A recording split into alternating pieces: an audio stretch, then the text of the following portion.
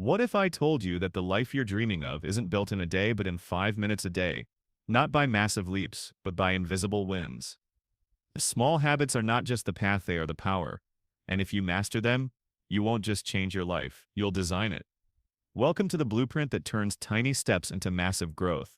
Whether you want more energy, sharper focus, stronger relationships, or unshakable discipline, this is your starting line. Today, we break down how small habits become the silent engines behind a big, unstoppable life. Number 1. Master the first 5 minutes. The first 5 minutes of your day are a preview of everything that follows. They are your foundation, your launch pad, your signal to the brain that you are in control. Most people stumble into their day, checking their phone, reacting to texts, rushing into obligations, and wonder why they feel overwhelmed or unfocused. But the truth is, how you begin your day shapes how you live your day. The way you start sets the rhythm, the tone, and the mindset for everything that comes after. If there's one small habit that can have a disproportionately large impact, it's taking ownership of your first 5 minutes. Why? Because this tiny window isn't about productivity, it's about identity. You're telling yourself, I am someone who starts with intention. That matters more than you think.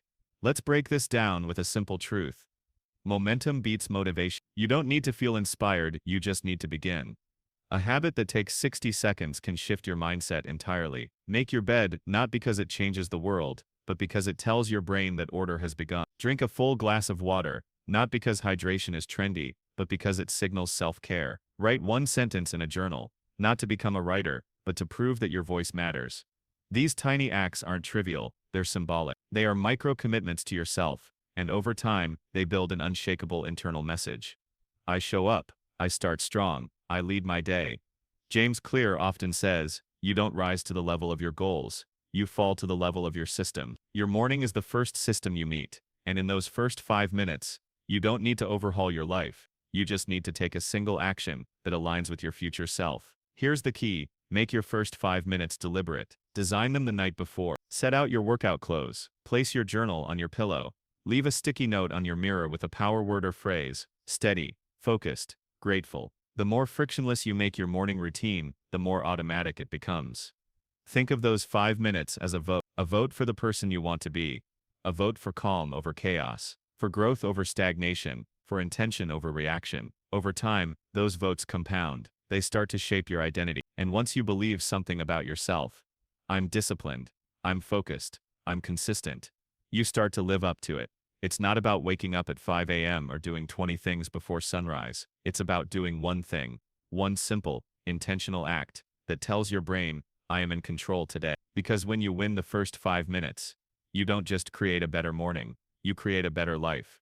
One tiny powerful habit at a time. Number 2, focus on identity, not outcomes. Most people set goals like this. I want to lose 20 pounds. I want to save more money. And while there's nothing wrong with goals, the problem is that goals focus on the outcome, not the identity behind the outcome. This is why so many people fail. They chase results without changing who they believe they are. Let's flip the script. Instead of saying I want to write a book, say I'm becoming a writer. Instead of I want to lose 20 pounds, say I'm someone who doesn't miss a workout. This tiny shift changes everything, because behavior that aligns with identity is sticky, it lasts, it reinforces itself. Think of identity as the root, and habits as the fruit. If you water the root, the belief about who you are, the fruit takes care of itself. Every time you make a healthy meal, you reinforce the identity of I'm someone who takes care of my body. Every time you read a page instead of scrolling, you reinforce the identity of I'm a lifelong learner. These small votes for your future self matter more than any temporary goal. Here's why this works so powerfully. Humans are wired for consistency. We act in alignment with who we believe we are. If you see yourself as lazy, unorganized, or undisciplined, your habits will reflect that, even if you want to change. But when you start acting like the person you want to become, something incredible happens. You begin to believe it. Let's get practical.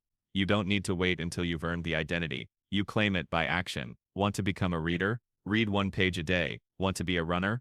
Walk around the block. Identity-based habits start small because they're about building the repetition, not the result. You don't need proof. You need practice. James Clear puts it best. Every action you take is a vote for the type of person you wish to become. You don't need 100% of the votes. You just need a majority. Over time, the scale tips. You stop trying to change. You simply are different. Now think of the person you want to become. Confident, disciplined, creative. Start there. Ask, what would a disciplined person do in this moment? Then do that. Ask it every day. Align your behavior with that identity. Because when you start living in agreement with your future self, your habits become less of a struggle and more of a statement. The best version of you isn't found in a goal. It's unlocked through tiny daily decisions that reflect who you truly are, or who you're becoming. So stop chasing outcomes. Start voting for the identity you want. The more you do, the more natural it becomes. Because lasting change doesn't start with what you want to achieve. It starts with who you believe you are. Make it so easy you can't say no. One of the biggest reasons people fail to build good habits is because they try to do too much too soon. They get fired up with motivation and set goals like I'm going to run 5 miles every morning, or I'll meditate for 30 minutes every day. And maybe they pull it off for a day or two, but then life gets busy, motivation fades, and the habit disappears. The solution? Shrink the habit until it's impossible to fail. Make it so small, so simple, so easy, you can't say no. This idea may sound counterintuitive. Shouldn't we be pushing ourselves, reaching higher? But in the beginning, consistency matters more than intensity, because habits aren't about effort. They're about identity and momentum. You're not trying to win the Olympics. You're trying to build a rhythm. So instead of aiming for 5 miles, aim for putting on your running shoes and walking out the door. Instead of 30 minutes of meditation, start with one deep breath. Instead of writing a chapter, write one sentence. That's it. Lower the bar. Strip away the friction. Your only job at first is to show up. Why does this work? Because small actions eliminate excuses. You may not have time for a 60-minute workout, but you always have time for one push-up. You may not be able to write for an hour, but you can definitely write for 1 minute. When the habit is tiny, you remove the decision fatigue and resistance that usually leads to procrastination. And here's the magic.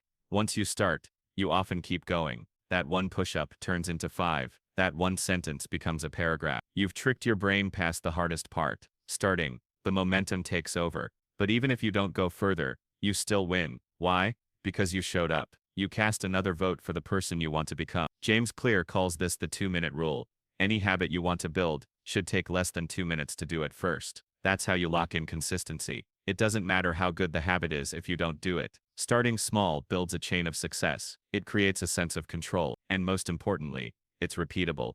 Let's be honest. Real life is messy. You won't always feel motivated. You'll be tired, stressed, distracted. But if your habit is simple enough, you can do it even on your worst day. And that's the difference between people who change their lives and people who give up. The ones who change don't miss twice. So ask yourself this.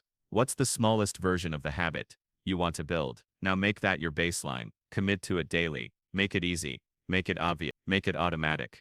Because the road to a big life isn't paved with huge, heroic actions. It's built with tiny wins, done daily, until greatness becomes your new normal.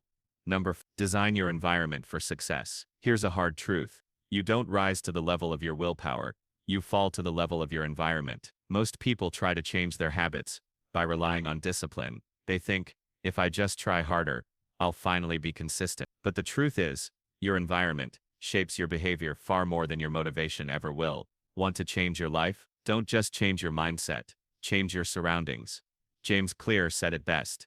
Environment is the invisible hand that shapes human behavior. Think about it. If your phone is the first thing you see when you wake up, what are you going to do? Scroll. If junk food is sitting on your kitchen counter, what are you going to eat? You know the answer. Your surroundings either pull you toward your best self or push you into old patterns. Let's say you want to read more. Don't just decide to read. Put the book on your pillow. Make it the last thing you see before bed. Want to drink more water? Leave a glass on your desk or kitchen table. Want to stop hitting snooze? Put your alarm across the room so you're forced to get up. These are called environmental cues. Triggers in your space that nudge your behavior in a certain direction. The easier you make the desired habit, the more likely it is to happen. This isn't cheating, it's smart strategy. You're not depending on willpower. You're building a system that makes success automatic. Here's a simple rule. Make good habits obvious and easy. Make bad habits invisible and hard. Want to eat healthier? Chop up veggies and keep them front and center in the fridge. Want to waste less time on your phone? Delete social media apps or keep the phone in another room during deep work. Remember, you don't need to be strong every day. You need to be smart every day. When your environment is set up to support your goals, you don't have to fight temptation. You remove it. You don't have to force a new habit. You invite it. Think of your environment as the stage. You're the actor, and your habits are the lines you're trying to deliver. A cluttered, distracting stage makes it hard to perform, but a clean, focused, well-designed that sets you up to thrive. And this doesn't just apply to your physical space. It also includes your digital environment and your social circle. If your phone is a constant distraction, clean it up. If your friends constantly sabotage your growth, reevaluate who gets access to your energy. You become like the environment you immerse yourself in, day after day. So today, audit your space. Ask, does this environment reflect the person I want to become? If not, change it, simplify it, optimize it. Your space should be a daily reminder of your potential, not your because when you design your environment with intention, success doesn't require more effort. It becomes the default. ChatGPT said, number 5, track progress, not perfection. Perfection is a trap. It whispers, if you can't do it perfectly, don't do it at all. That voice has killed more dreams than failure ever could. The truth is, you don't need to be perfect. You need to be consistent. Progress, not perfection, is the name of the game, and one of the most powerful ways to stay consistent is to track your habits. Why? Because what gets measured gets managed. When you track something, you pay attention to it, and when you pay attention, you improve. Let's be clear, tracking isn't about being rigid or obsessive. It's about building awareness and momentum. It's about seeing that you're actually moving forward, even when it doesn't feel like it. Progress is often invisible in the moment, but tracking makes it real. Start with something simple. Get a calendar or a habit tracker app. Pick a few small habits you're working on. Maybe it's reading for 10 minutes, drinking more water, walking every day, or meditating. Every time you complete one, mark an X. That's it. 1X becomes 2, then 3. Soon, you're on a streak. Now here's where it gets powerful. The streak becomes its own form of motivation. You don't want to break the chain. You don't want to lose the momentum. That visual feedback loop is a reminder that you're building something bigger than a habit. You're building trust in yourself. And even when you do miss a day, because life happens, you've built the system to bounce back. The key isn't to be flawless. It's to never miss twice. James Clear calls this the never miss twice rule. Anyone can miss a day, but successful people don't let one miss become a pattern. They reset. They recommit. Tracking also gives you proof when your inner critic says you're not doing enough. You can look back at your tracker and say, actually, I've shown up 20 days this month. I am growing. I am becoming. That's powerful. That builds confidence. That silences doubt. And let's not forget, tracking progress doesn't mean every day is a massive win. It just means you're staying in motion. Some days will feel amazing. Some will feel ordinary. Some will feel like a struggle. But if you show up and mark the habit, you're reinforcing the identity of someone who doesn't quit. Here's a simple truth. Small improvements, tracked over time, lead to massive results. A single workout may not change your body. A single journal entry won't transform your mindset. But a 300, that's a new life. So drop the need to be perfect. Let go of the fantasy, where everything goes according to plan. Track what matters. Celebrate your progress. Stay consistent. Because transformation isn't about doing everything right. It's about refusing to give up on the things that move you forward.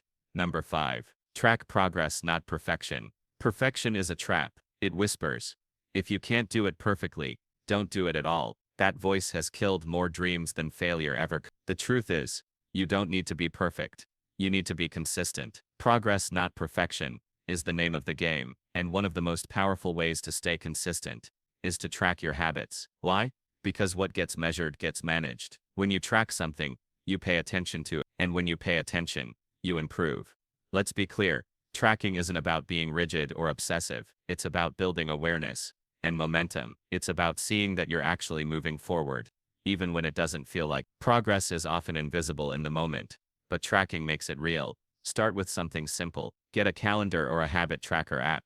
Pick a few small habits you're working on.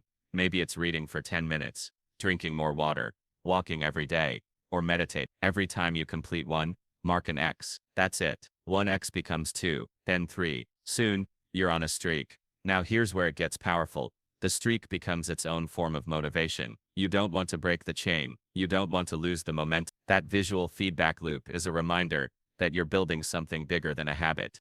You're building trust in yourself. And even when you do miss a day, because life happens, you've built the system to bounce back. The key isn't to be flawless. It's to never miss twice. James Clear calls this the never miss twice rule.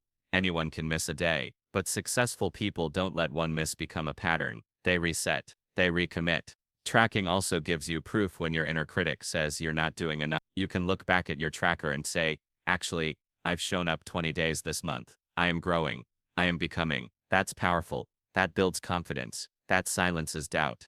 And let's not forget, tracking progress doesn't mean every day is a massive win. It just means you're staying in motion. Some days will feel amazing. Some will feel ordinary.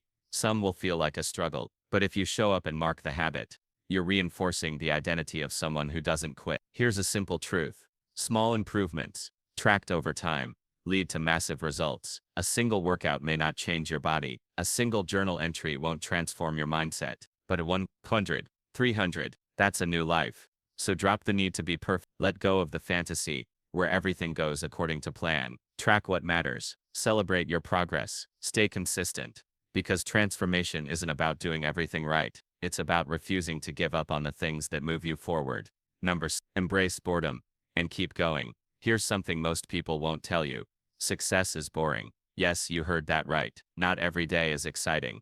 Not every habit feels like a breakthrough. Some days, showing up feels routine, repetitive, even dull. But if you want to master anything, your health, your mindset, your craft, you must learn this essential skill: how to keep going when it's no longer exciting.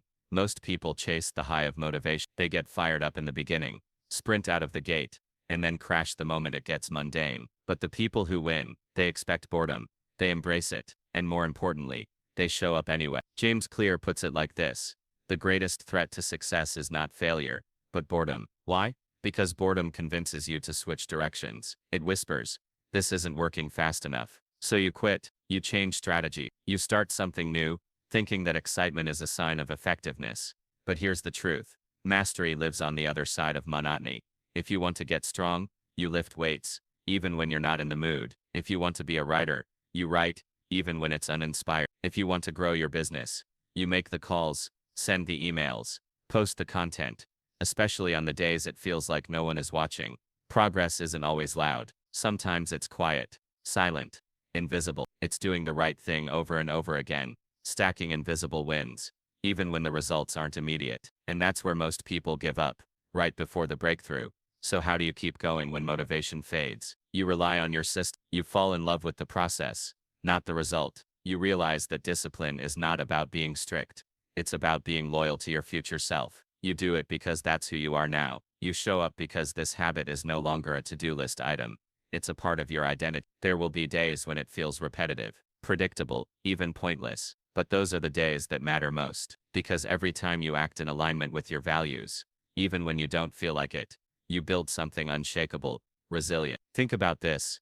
Olympic athletes don't win gold because they're always inspired. They win because they train through the boredom. Artists don't create masterpieces in moments of constant inspiration. They do the work every day until brilliance shows up. You're no different. So ask yourself, can I stay the course when the novelty wears off? Can I repeat the fundamentals when they feel repetitive? If the answer is yes, you're not just building habits, you're building a legacy. Because greatness isn't about one epic act, it's about doing the simple things, especially when they aren't exciting, until excellence becomes your default.